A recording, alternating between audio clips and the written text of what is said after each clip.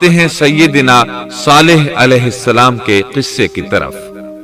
دن گزرتے گئے اور لوگ ایک بار پھر ابلیس لعین کے وسوسے میں آ کر کفر کی طرف پلٹ آئے، کیونکہ ابلیس کسی بھی شخص کو وسوسے میں ڈالے بغیر نہیں چھوڑتا۔ اس طرح ایک بار پھر کفر پھیل گیا، چنانچہ اللہ نے ان کی ہدایت کے لیے صالح علیہ السلام کو مبعوث فرمایا۔ یہ سمود کے پوتوں میں سے ایک عربی نبی تھے۔ ان کا نسب نامہ اس طرح ہے: صالح بن عبید بن سیاف بن ماشق بن عبید بن حاضر بن سمود بن ارم بن سام بن نوح علیہ السلام۔ گویا صالح علیہ السلام کا تعلق قوم سمود سے تھا، اور یہ قوم قوم عاد کی نسل سے تھی۔ سمود کی قوم نے یمن کو خیر باد کہا اور جزیرے سے شمال کی طرف منتقل ہو گئے، پھر وہاں ہجر نامی ایک بستی میں جا ٹھہرے۔ قرآن کریم کی سورۃ الحجر اسی بستی کے نام سے موسوم ہے۔ قوم عاد کا تذکرہ سورۃ الحجر کے علاوہ سورۃ الاحقاف اور سورہ ہود میں بھی ہے۔ اللہ تعالیٰ سورۃ الحجر آیت 80 میں فرماتے ہیں: اور ہجر والوں نے بھی رسولوں کو جھٹلایا۔ ہجر قوم سمود کا مرکزی شہر تھا، اب وہ مدائن صالح کے نام سے مشہور ہے۔ یہ شہر مدینہ منورہ کے شمال مغرب میں 380 کلومیٹر کے فاصلے پر واقع ہے۔ یہ لوگ بھی پہاڑوں کو تراش کر گھر بناتے تھے۔ یہ صنعت اور کاریگری انہوں نے قوم عاد سے وراثت میں پائی تھی۔ اللہ تعالی سورۃ الفجر آیت 9 میں فرماتے ہیں: اور قوم سمود کے ساتھ کیا کیا جنہوں نے وادی میں بڑے بڑے پتھر تراشے تھے۔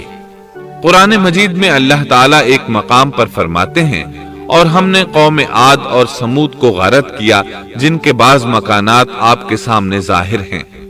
ان کے مکانات ان کی تباہی سے لے کر اب تک موجود ہیں۔ شام کے راستے میں خیبر، تیماء سے تبوک تک قوم سمود کے آثار پائے جاتے ہیں۔ یہ لوگ کس طرح پتھر تراش تراش کر گھر بناتے تھے، اللہ تعالیٰ نے سورۃ الاعراف آیت 74 میں اس کا ذکر کیا ہے۔ اس وقت کو یاد کرو جب اللہ تعالیٰ نے تمہیں قوم عاد کے بعد جانشین بنایا اور تمہیں زمین پر رہنے کا ٹھکانہ دیا کہ نرم زمین پر محل بناتے ہو اور پہاڑوں کو تراش تراش کر ان میں گھر بناتے ہو۔ سو اللہ کی نعمتوں کو یاد کرو اور زمین میں فساد مت پھیلاؤ۔ یہ آیت ان کی طاقت، جسم کی صلاحیت اور ماہر فن ہونے پر دلیل ہے۔ پہاڑوں کو تراشنا دراصل قوم عاد کی عادت تھی۔ یہ بھی چونکہ انہی سے تھے، اس لیے وراثت میں یہ کام انہیں بھی آ گیا تھا۔ جس طرح اللہ نے عاد کو اپنی نعمتوں سے نوازا تھا، اسی طرح سمود کو ان سے بڑھ کر نعمتیں دی تھی۔ اللہ تعالیٰ صالح علیہ السلام کی زبانی ان سے فرماتے ہیں: اے قوم سمود، کیا تمہیں ان چیزوں میں بے فکری سے رہنے دیا جائے گا، یعنی باغات، چشموں، کھیتوں اور کھجوروں میں جن کا خوشہ ملائم ہے، اور تم پہاڑوں کو تراش کر پرتکلف گھر بناتے ہو؟ بس اللہ سے ڈرو اور میرا کہنا مانو۔ لیکن ان لوگوں نے ہر طرح سے قوم عاد کی پیروی کی، نصیحت پکڑنے کی بجائے بتوں کی عبادت شروع کر دی۔ اللہ نے ان کے درمیان صالح علیہ السلام کو مبعوث فرمایا۔ آپ نبوت ملنے سے پہلے بھی عقل مند اور علم والے تھے، باعزت گھرانے سے تعلق رکھتے تھے، اپنے معاملات میں لوگ ان سے مشورے لیتے تھے، لہٰذا انہیں ایک خاص مقام حاصل تھا۔ لیکن جب آپ نے انہیں ایک اللہ پر ایمان لانے، اس کے سوا کسی کی عبادت نہ کرنے کی دعوت دی تو ان کا ساتھ چھوڑ گئے۔ جواب میں ان سے کہنے لگے: اے صالح، اس سے پہلے تو ہم تجھ سے بہت کچھ امیدیں لگائے ہوئے تھے۔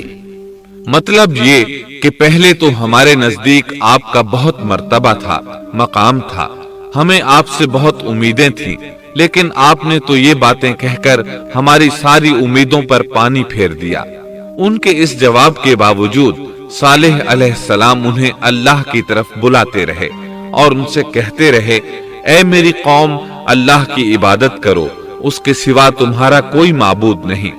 تمام انبیاء کی اپنی اپنی قوم کو یہی دعوت تھی کہ اے لوگو اللہ کی عبادت کرو، اسی نے تمہیں زمین سے پیدا کیا ہے، اسی نے تمہیں زمین میں آباد کیا ہے، اس سے معافی طلب کرو، یقیناً میرا رب قریب ہے اور دعاؤں کو قبول کرنے والا ہے۔ اے میری قوم، تم نیکی سے پہلے برائی کی جلدی کر رہے ہو، اللہ سے معافی کیوں نہیں مانگتے کہ تم پر رحم کیا جائے؟ اللہ سے ڈرو، میری اطاعت کرو، حد سے گزر جانے والے بے باک لوگوں کی اطاعت سے باز آؤ، وہ ملک میں فساد پھیلا رہے ہیں۔